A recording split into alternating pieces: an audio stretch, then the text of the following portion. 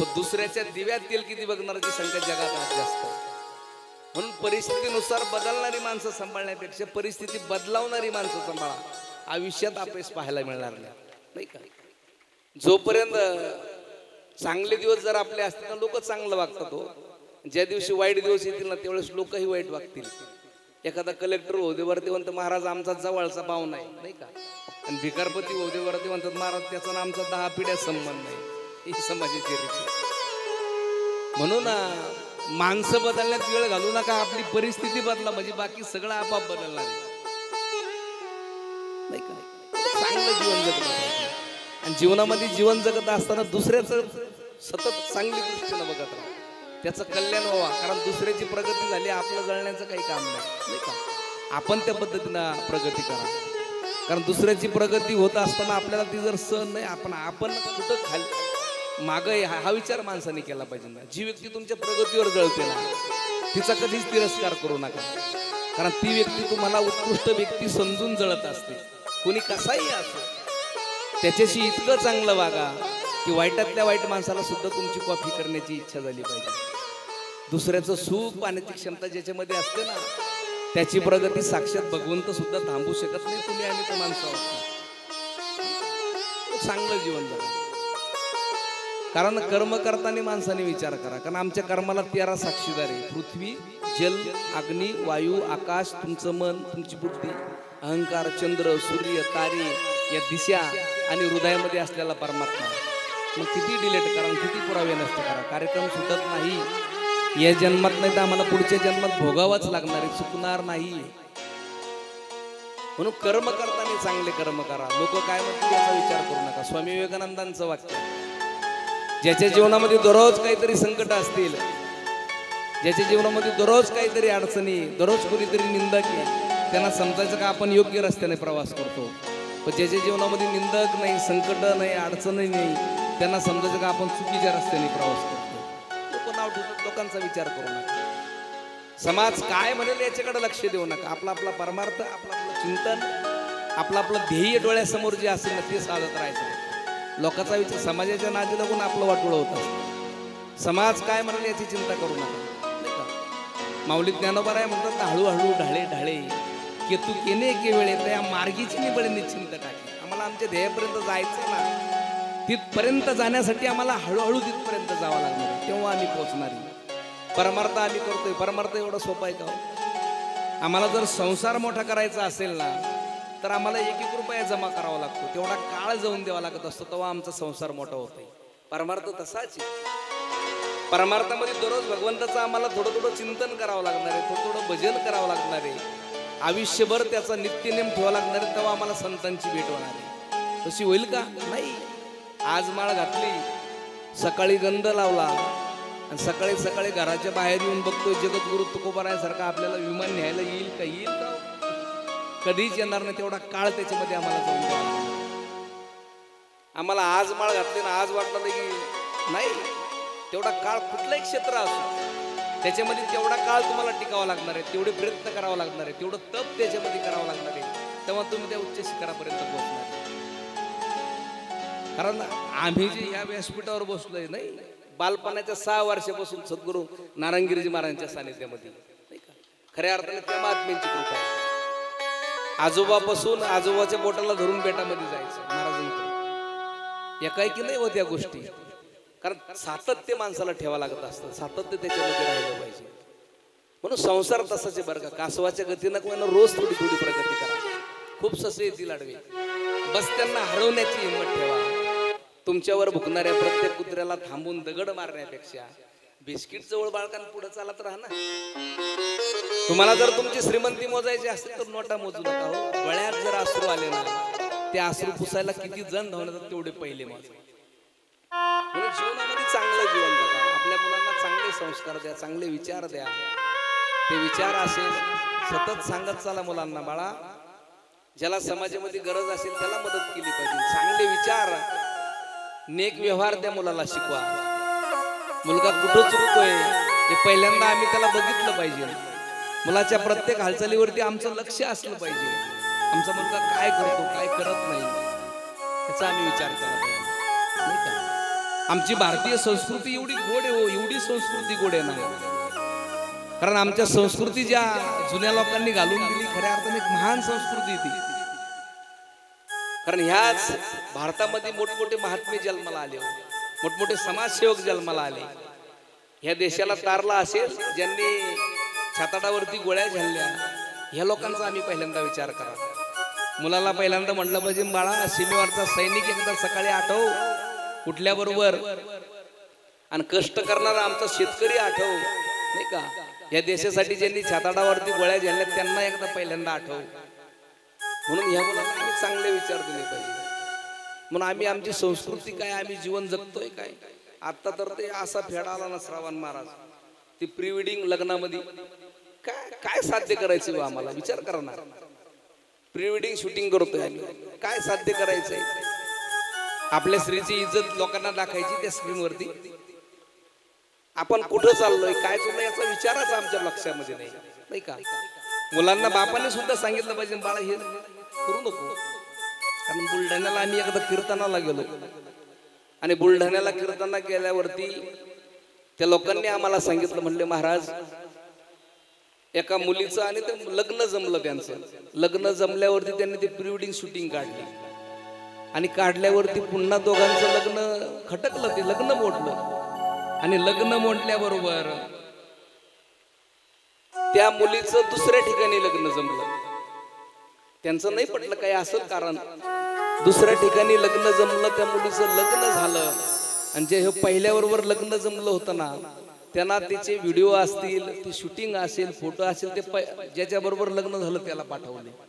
त्यांनाही त्या मुलीला घरी काढून दिलं. काय चूक होती त्या मुलीची सांगा ना, काय चूक होती त्या मुलीची. आमची ही संस्कृती नाहीये.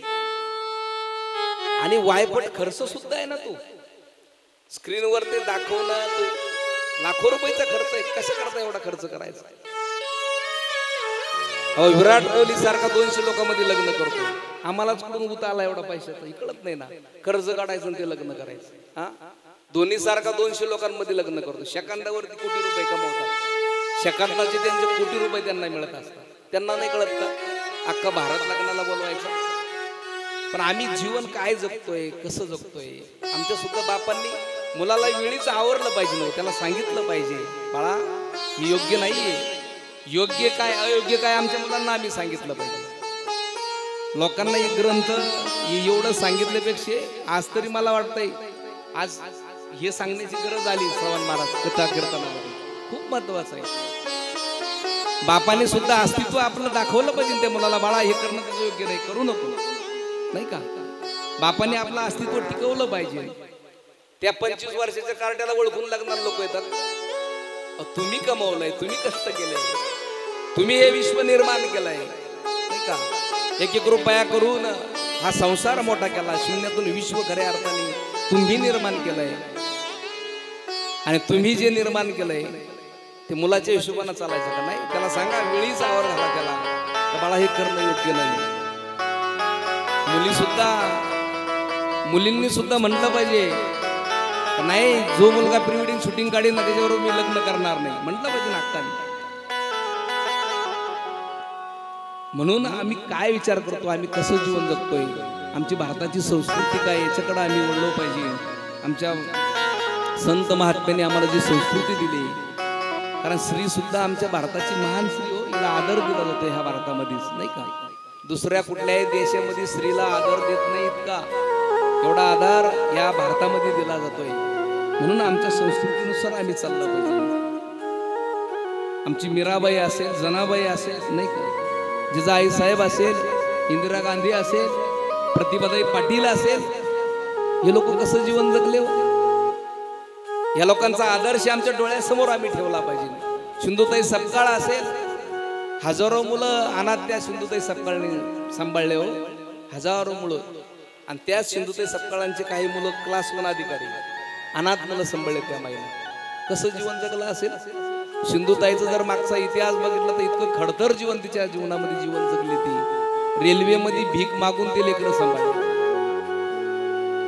म्हणून आता विषय लांबच चालतो, म्हणून आमच्या संस्कृती आम्ही जपली पाहिजे, आम्ही कसं जीवन जगलो पाहिजे. इकडं भगवान परमात्म्याने कंसाचा वध केलाय आणि कंसाचा वध केल्यानंतर वासुदेव देवकी दोघांनाही त्या बंदी शाळेतून सोडलं आणि वासुदेव देवकींना खूप आनंद झाला. भगवान श्रीकृष्णाला बघितलं, भगवंताच्या चेहऱ्यावरून हात फिरवला. इतका आनंद आमच्या देवकी मातेला झाला, कारण जन्माला आल्याबरोबर भगवान परमात्मा गोकुळामध्ये गेले. देवकी माता भगवंताकडे चेहऱ्यावरून हात फिरवून रडायला लागल्या खूप. आणि भगवंतानी काय केलं, आणि ते मथुरेचं राज्य उग्रसेन जो होता ना, कंसांचा वडील, ते उग्रसेनाला सुद्धा बंदी शाळेत कंसाने टाकलं होतं. आणि त्या उग्रसेन राजाला भगवंतानी सोडवलं आणि त्या राज्याचं पुन्हा राज्य केलं. उग्रसेन राजाला भगवंतानी नंदबाबा गोकुळातून पुन्हा मथुरेमधून गोकुळामध्ये गेले.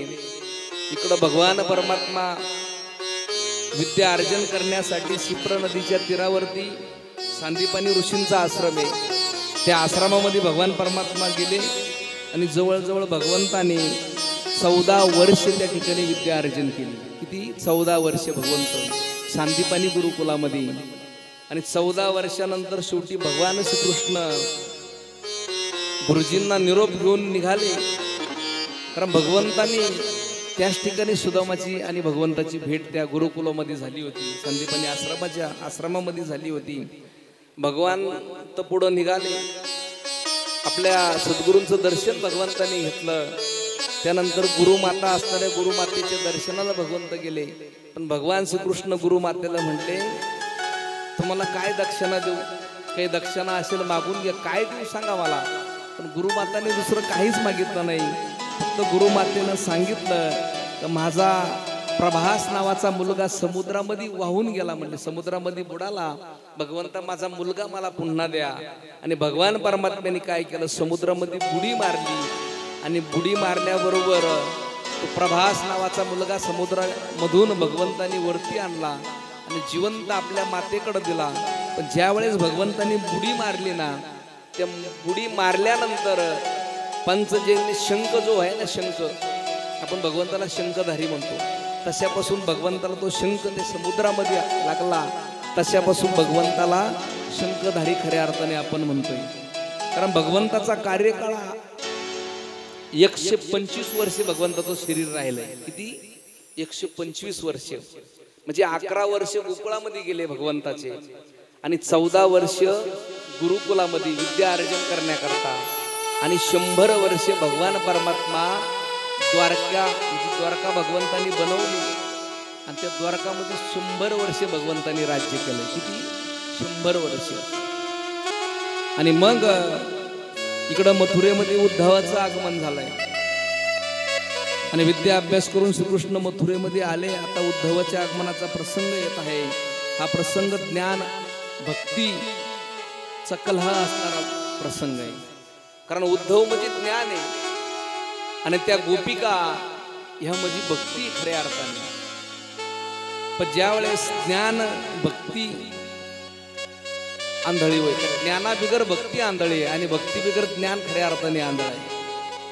भक्ती ज्ञान आहे आणि ज्ञान खऱ्या अर्थाने भक्ती आहे.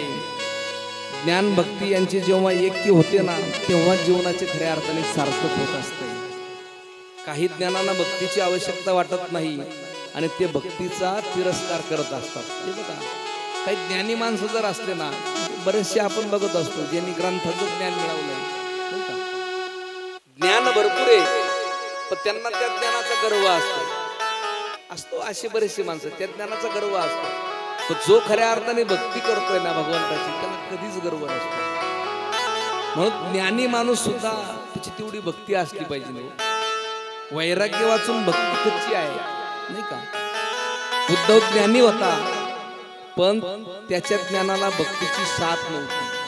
उद्धव फक्त ज्ञानी होता पण भक्तीची साथ नव्हती. आणि एक दिवस काय झालं, भगवान परमात्मा त्या मथुरेमध्ये एकटेच बसले. भगवंताला गोकुळामधलं आईचं ध्यान आलं आणि भगवान परमात्मा रडायला लागले, डोळ्यात पाणी आलं. भगवंत म्हणत होते, आई बिगर मी कधीच राहिलो नाही, एक मिनिट सुद्धा आईला सोडून राहिलो नाही. पण इकडं एवढं आलेशान उग्रसेन राजाचं ते राजमहाल इतकं आलेशाने दासदासी सगळी सेवा करायला आहे. भगवंताला त्या ठिकाणी करमत नव्हतं. कारण भगवंताला त्या गोपाळांची सर्व सवंगड्याची सवय लागली होती. कारण त्या गोपिका जर म्हणलं त्या भक्ती होत्या. आणि भगवंत रडत असताना उद्धव भगवंताजवळ आले आणि भगवंताला म्हणले तेव्हा काय झालं रडायला, का रडतायत? भगवंत म्हणले उद्धवा खरं सांगू का, अरे मला खूप आठवण येते रे. म्हणते आईची आठवण येते, गोपाळांची आठवण येते. मथुरेमध्ये नाही राहावंसं वाटत, त्यांच्यापर्यंत मला जावंसं वाटतंय. माता माझ्या बिगर कधीच राहिली नाही आणि मातेला मी वचन दिलंय, माता मी पुन्हा येणार आहे यशोदा मातेला. आणि माझ्या आवडत्या गाई वासरे काय करीत असतील रे. भगवंताला सगळं एक एक आठवायला लागलं त्या गोकुळामधलं. मथुरेकडे तोंड करून हाक देत असतील, कृष्णा लवकर ये. माझे बाबा सुद्धा माझी आठवण काढत असेल. भगवंत त्या उद्धवजीला सांगतायत, भगवंतासारखे गोपाळाची आठवण काढीत गोपी व्याकुळ गाया सुद्धा माझ्याकडे बघून हंबरत असेल, या मथुरेकडे बघून हंबरत असेल. आणि भगवान परमात्मा तेवढ्यात उद्धव म्हणला, देवा काय असं रे म्हणलं त्या गोपी, ते सगळ्या आडामी त्यांच्या बिगर तू म्हणतो की मला राहवत नाही, मी त्यांच्या बिगर राहू शकत नाही. आणि मग भगवंताने विचार केला. भगवंत म्हणले उद्धवा तू जातो का रे त्यांना निरोप द्यायला. भगवान श्रीकृष्ण पुन्हा येणारे हा निरोप देण्याकरता गोकुळामध्ये जातो का उद्धवा तू. आणि भगवंताने उद्धवाला पाठवलं. उद्धवला म्हणले जा गोकुळामध्ये तू. आणि ज्या वेळेस उद्धवाने रथ काढला आणि रथ घेऊन उद्धव गोकुळापर्यंत गेला. पण जेव्हापासून भगवान श्रीकृष्ण गोकुळातून गेले होते ना, तेव्हापासून सकाळी दिवस उगल्यापासून गोपाळ त्या मथुरेच्या रस्त्याकडे बघत असायचे. दिवसभर गोपाळ ते भगवंताचे सगळे मित्र त्या रस्त्याकडे बघत बसायचे का आज माझा कान्हा येणार आहे, आज माझा कन्हैया येणार आहे. दिवसभर वाट बघायचे. दिवस एकदा माळावला तर पुन्हा ते सगळे सवंगडी भगवंताची घरी निघायचे. सगळे रडत चालायचे रस्त्याने, आजही माझा भगवंत आला नाही. इकडं उद्धवाचा रथ त्यांना दिसला आणि उद्धवाचा रथ दिसल्याबरोबर सगळे आनंदाने खुलून गेले. आता माझा भगवान श्रीकृष्ण आलाय, आता माझा भगवान श्रीकृष्ण आलाय. आणि तेवढ्यात रथाजवळ आले सगळे सवंगडी. बघितलं तर त्या रथामध्ये उद्धव आहे पण भगवंत नाही. पुन्हा निराश झाले. आणि मग उद्धवाने सांगितलं तुमचा भगवान परमात्मा पुन्हा येणार आहे. आणि त्या गोपाळांनी भगवंताला उद्धवाला सांगितलं, उद्धवा आम्ही भगवंताच्या विरहामध्ये इतकं आम्हाला भगवंताचं वेड लागलं, भगवंताला आम्ही विसरू शकत नाही. पण नंदबाबाच्या घरी जा. नंदबाबा आणि यशोदा माता महिना झाला तसं त्यांनी भोजन नाही केलं. यशोदा माता पाण्याचा थेंब सुद्धा घेत नाही. त्यांची समजूत काढा. आणि ज्या वेळेस नंदबाबाच्या वाड्यावरती आले उद्धवजी आणि आल्याबरोबर नंदबाबाची समजूत काढायला लागले, तुमचा कान्हा येणार आहे, कसली काळजी करू नका. यशोदा माता मनातल्या मनात विचार करत होती, कन्हैया तेव्हा परत येईल ना, तेव्हा मी त्याला आलिंगन देईल, मांडीवरती बसून घेईल, त्याला माझ्या हाताने भोजन घालील. आणि ज्या वेळेस उद्धव तिथं गेला, यशोदा माता सांगत होती, उद्धवा अगं घरातील प्रत्येक वस्तू कृष्णाची आठवण करून देते माझ्या कानाची. ज्या वाटीमध्ये कन्हैया लोणी खायचा त्या वाटीकडे बघितलं का माझे अश्रू अनावर होतात, मला रडायला येतं. घरातील प्रत्येक वस्तू माझ्या कानाचं ध्यान करून देते. मी कानाबिगर कधीच राहू शकत नाही. मिला दो शाम से बुधा तेरा गुण हम भी गाएंगे. मिला दो शाम से बुधा तेरा गुण हम भी गाएंगे. मिला दो शाम से तेरा गुण हम ही गाएंगे। मिला दो शाम से रूठो तेरा गुण हम भी गाएंगे। मुकुट सिर मोर पंखन का मकर कुंडल है कानों में। मुकुट सिर मोर पंखन का मकर कुंडल है कानों में। मनोहर रूप मोहन का देख दिल को रुझाएंगे।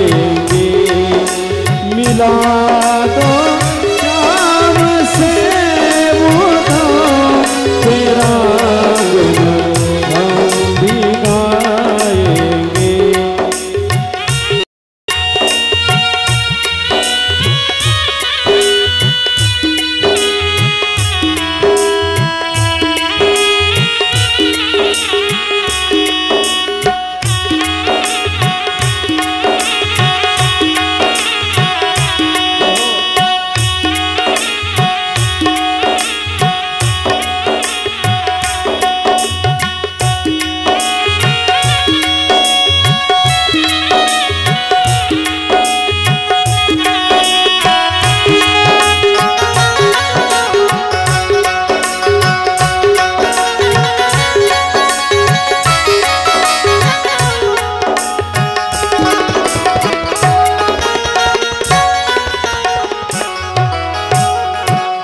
गोपाल कृष्ण भगवान श्रीमद भागवत महापुराण की जय।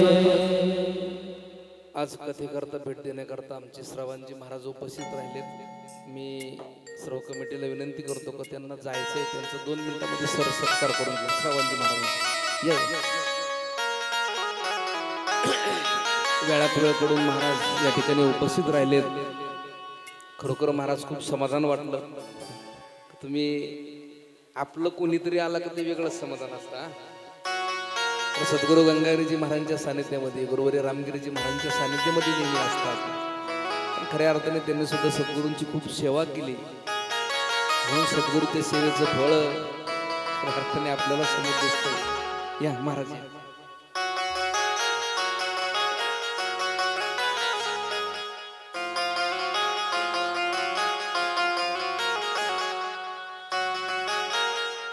महाराजांनी सुद्धा या छोट्याच्या सन्मानाचा स्वीकार करावा एवढीच महाराजांना विनंती करतो।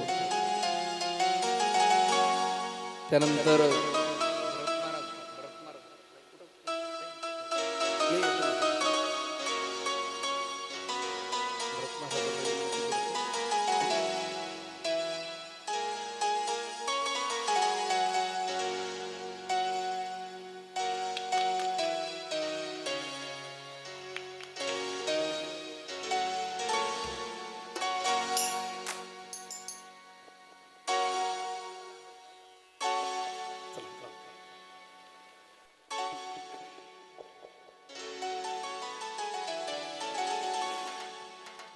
गोपाल कृष्ण भगवान की जय। शाम तेरे दर का जो गुलाम हो जाए, शाम तेरे दर का जो गुलाम हो जाए, शाम तेरे दर का जो गुलाम हो जाए, शाम तेरे दर का जो गुलाम हो जाए, शाम तेरे दर का जो गुलाम हो जाए, शाम तेरे दर का जो गुलाम हो जाए, शाम तेरे दर का जो गुलाम हो जाए, शाम तेरे दर का जो गुलाम हो जाए।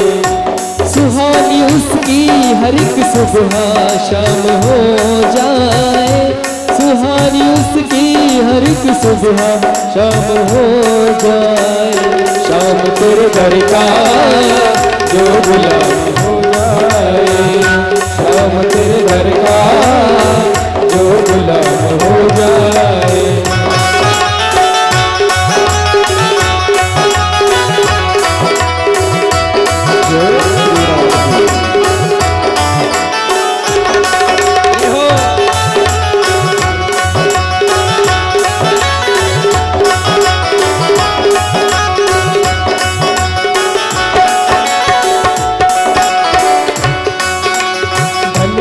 है जमाने में कोई गरीब है, कोई गरीब है, कोई गरीब है, हो कोई गरीब है।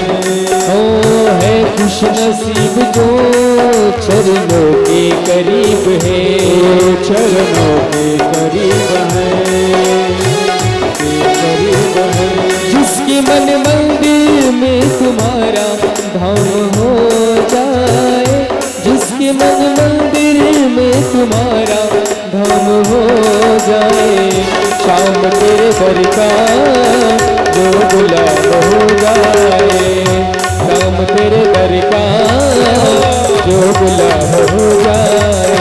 ओ शाम तेरे घर का जो गुलाम हो जाए, शाम तेरे घर का जो गुलाम हो जाए।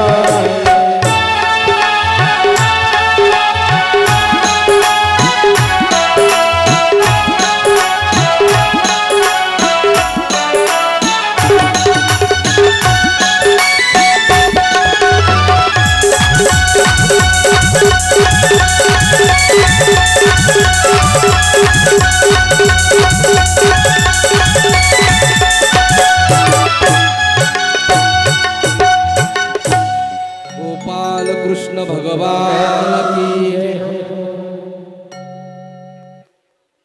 आणि नंतर उद्धवजी पुन्हा मथुरेमध्ये आले आणि नंतर कंसाच्या ज्या बायका होत्या त्या कंसाच्या बायका आपल्या बापाकडे गेले, कारण कंसाचे सासरे जे होते ना, जरासंध नावाचा जो राक्षस होता तो कंसाचा सासरा होता। आणि जरासंधांनी काय केलं, पुन्हा त्या मथुरेवरती आक्रमण केलं, 23 अश्विनी सेना घेऊन आक्रमण केलं आणि त्या जरासंधाने 17 वेळेस मथुरेवरती स्वारी केली। नंतर पुन्हा 18व्या वेळेला आक्रमण केलं, त्यावेळेस भगवान रथातून उडी मारून भगवंत तिथून निघाले आणि त्यावेळेस खऱ्या अर्थाने भगवंताला रणछोड म्हटलेलं आहे। आपण जे रणछोड नाव म्हणतो ना, भगवंतानी रथातून उडी मारली आणि भगवंत पळून आले, पण कुठं भगवंताने जी द्वारका निर्माण केली का, जरासंध च्या बरोबर युद्ध शेवटचा 18व्या वेळेस झालं, त्यावेळेस भगवंत आणि बलराम दादा दोघी डोंगरावर, उंच डोंगरावरती जातात, तिथून उडी मारतात आणि उडी मारल्यानंतर भगवंत द्वारकामध्ये येतात आणि भगवंतानी काय केलं, ती सोन्याची द्वारका त्यावेळेस विश्वकर्माकडून निर्माण करून घेतली होती। भगवंताने जी सोन्याची द्वारका केली होती ना, ती विश्वकर्माने ती निर्माण त्यावेळेस ती द्वारका केली आणि नंतर भगवान परमात्मा अनर्थ देशाची रेवती नावाची जो राजा होता, रेवती नावाचा, त्याची कन्या रेवती, ती बलराम दादाचा विवाह त्या रेवती बरोबर झाला आणि बलराम दादांचा विवाह झाल्यानंतर नारदजी फिरत फिरत महाराष्ट्रात आले आणि महाराष्ट्रात आल्या बरोबर अमरावती ठिकाणी, त्याला कौंडण्यपूर त्यावेळेस म्हटलं जायचं, अमरावती जो जिल्हा आहे ना, कौंडण्यपुरामध्ये भगवान परमात्मा नारदजी त्या कौंडण्यपुरामध्ये गेले आणि भीष्मक म्हणून एक राजा होता, त्या राजाची कन्या रुक्मिणी माता अमरावतीला त्यावेळेस मला वाटतंय कौंडण्यपूर म्हटलं जायचं आणि त्या ठिकाणी भीष्मक नावाची राजा होती, त्यांची कन्या असणारी ती रुक्मिणी माता आणि रुक्मिणी माता आणि त्या जो राजा होता भीष्मक, त्याला 5 मुलं होती, एकाचं नाव रुक्मी होतं। पटून झाली का वाटून? मध्ये रस्ता ठेवा त्यांना यायला, मध्ये असा मध्ये रस्ता ठेवा, झालं का?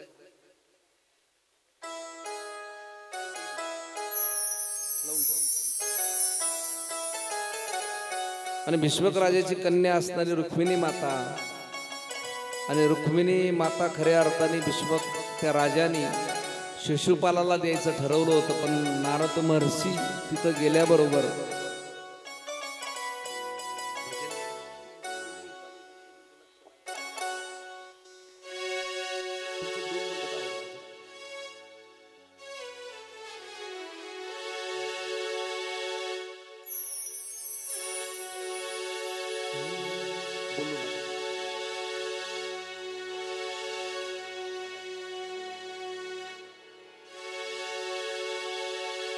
जय जय राधारमण हरि बोल, जय जय राधारमण हरि बोल, जय जय राधारमण हरि बोल, जय जय राधारमण हरि बोल, जय जय।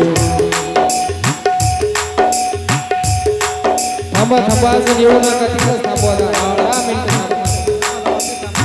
येऊ नका, तो थांबा. जय जय राधा.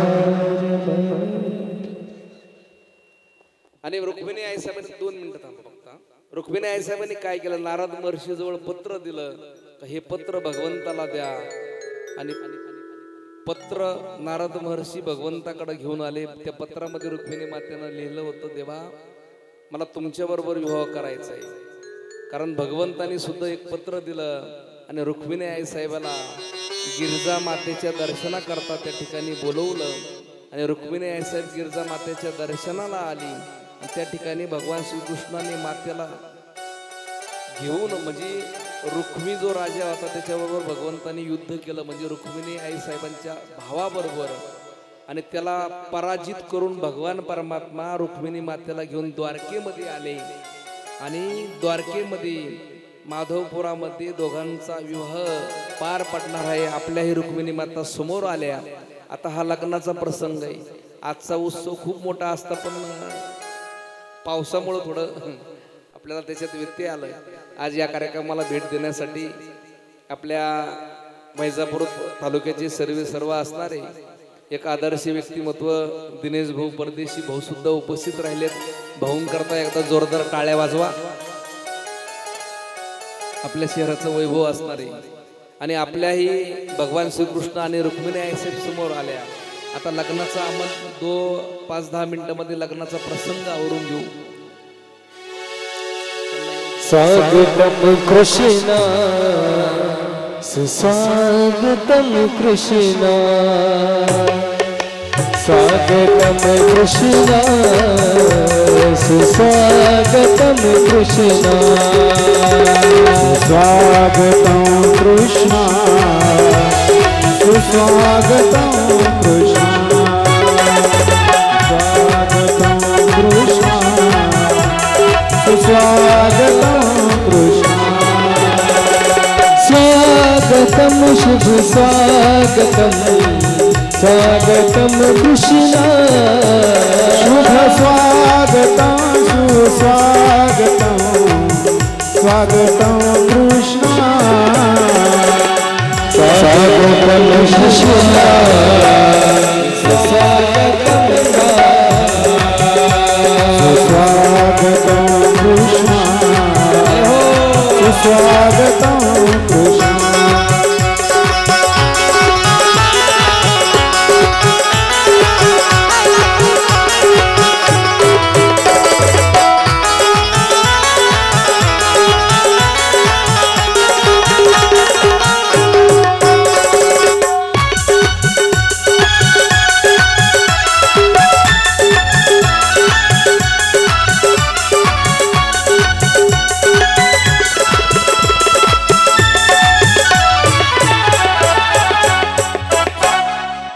गोपाल कृष्ण भगवान की जय. आता चला, मुलीचे मामा मुलीच्या पाठीमागे उभे राहा. कोण होतोय मामा? चला. भगवान श्रीकृष्ण आणि रुक्मिणी मातेचा शुभविवाह या ठिकाणी आपल्या कथेमध्ये पार पडत आहेत. सर्वांना खऱ्या अर्थाने आपण सर्वच भाग्यवान आहोत.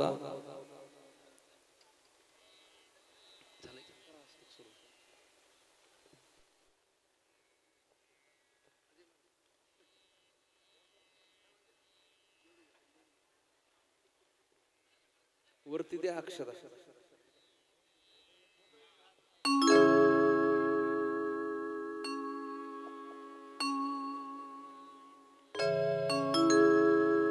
शुभ मंगल सावधान सावधान शुभ मंगल सावधान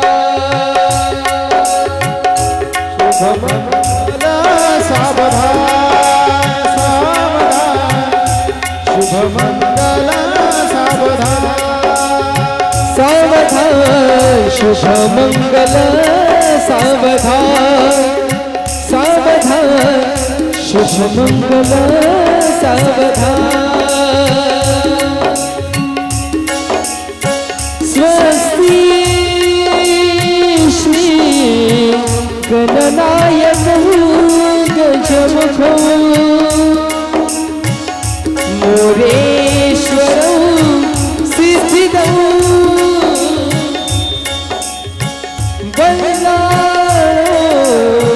मुरुगं विनायकमहो चिन्तामणि सेवरौ लीलानु गिरिजात्मकं सुरवरौ विघ्नेश्वरौ ओझरौ ग्रामे राजनसंस्थितौ गणपति कुर्यात् सदा मंगलं सावधान शुभ मंगल सावधान सावधान शुभ मंगल सावधान गंगा सिंधु सरस्वती च यमुना गोदावरी नर्मदा कावेरी शरयू महेंद्र तनया शर्मन्वती वेदिका क्षीरा वेदवती महासुर नदी धातातया गंडकी पूर्णा पूर्ण जले समुद्र सरिता पूर्या सदा मंगलम शुभ मंगल सावधान सावधान शुभ मंगल सावधान हाताचा पाळणा दोन्ही डोळ्याचा लीला तपीतली कस्तुरी जैसी वागवली मैना लाडाची लेकबाई ही राजकुमारी अमुची आज माहेर सोडूनी कशी चालली सासरी जीवाकला जीव केला आम्ही तुमच्या हवाली आज तुम्ही माय बाप हिच्या जीवनाची सावली जीव खाली बद होतो तुला पाठवतरानी एक डोळ्यात आनंद एक डोळ्यामध्ये पाणी शुभ मंगल सावधान सावधान शुभ मंगल सावधान विष्णुला कमला शिवासी गिरिजा कृष्णा जशी रुक्मिणी सिंधूला सरिता तरुसी ललिता चंद्रा जशी रोहिणी रामासी जनकात्मजा प्रियदशी सावित्री सत्यव्रता तैशी वधू साजिरी वरितसे हर्षवरा सियाका शुभमंगल सावरा सावरा शुभमंगल सावरा आली नगती समीप नवरा हे मोरिया वाघरा द्रोहते मधुपूर पूजन करा अंदर पटा ते धरा दृष्टा दृष्ट वधुवरान करिता दोषी करावी वाजंत्री बहुदल बालान करणे लक्ष्मीपते मंगल शुभमंगल सावधान शुभमंगल सावधान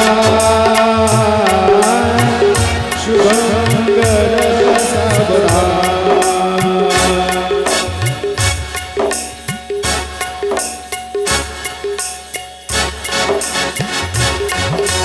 तदेवलग्नं सजनां तदेव ताराबलं तदेव विद्याबलं दैवबलं तदेव तदेव मनसास्नादि तदेव शुभमंगल सावधान गोपाल कृष्ण भगवान की जय रुक्मिणी माता की जय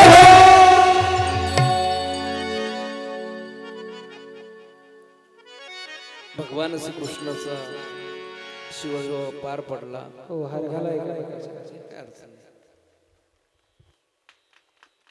टाळ्या वाजवा.